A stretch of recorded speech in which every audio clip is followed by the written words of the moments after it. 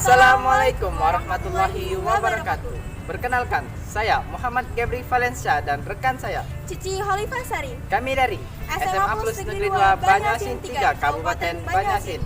Dengan bangga mempersembahkan penelitian kami yang berjudul Mengungkap pendapatan supir angkutan umum pedesaan di Banyasin pada masa pandemi. Angkutan umum mayoritas penumpangnya adalah anak sekolahan dan orang-orang biasanya lalu lalang dari desa ke kota.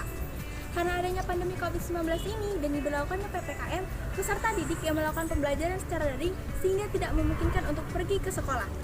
Selain itu, masyarakat yang biasanya lalu lalang dari desa ke kota kini mulai minim, akibat kekhawatiran masyarakat akan tertular virus corona. Hal ini menyebabkan penurunan pendapatan supir angkutan umum dan kesulitan untuk membiayai hidupnya sehari-hari.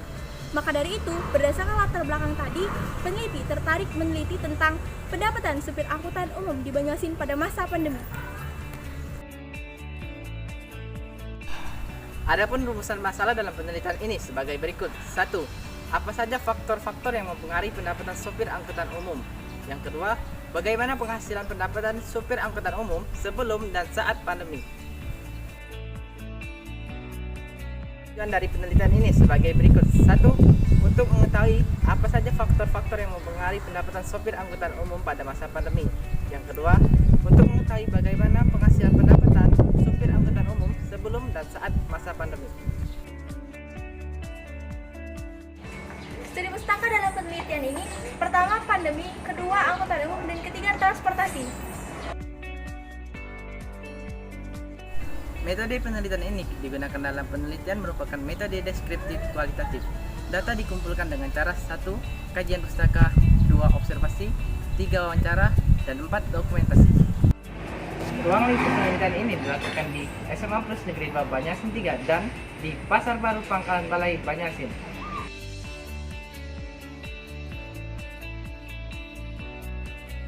Faktor utama yang mempengaruhi pendapatan supir angkutan umum dikarenakan dua hal. Pertama daring, dan yang kedua PPKM. 53% dikarenakan daring, sehingga mengharuskan siswa untuk belajar di rumah secara online, dan tidak ada yang menggunakan jasa angkutan umum tersebut. 47% dikarenakan PPKM.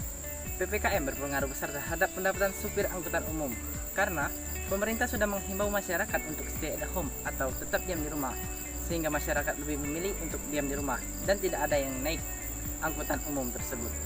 Berdasarkan hasil wawancara yang dilakukan, pendapatan supir angkutan umum mengalami penurunan disebabkan karena faktor-faktor seperti diberlakukannya PPKM, peserta didik melakukan pembelajaran secara daring sehingga tidak memungkinkan untuk pergi ke sekolah, terlebih adanya saat ini pandemi sehingga pemerintah menghimbau masyarakat untuk stay at home.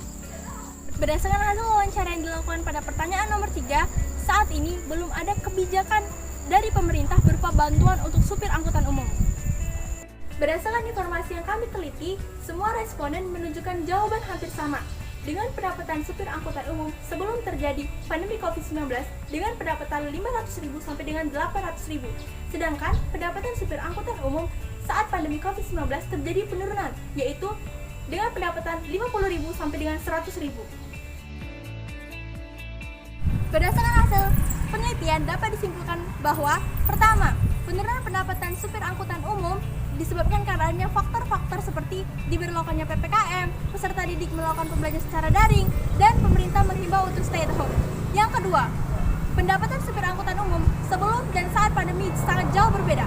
Dengan pendapatan supir angkutan umum saat pandemi yaitu dengan 50.000 sampai dengan 100.000. Sedangkan pendapatan supir angkutan umum sebelum pandemi dengan pendapatan 500.000 sampai dengan 800.000.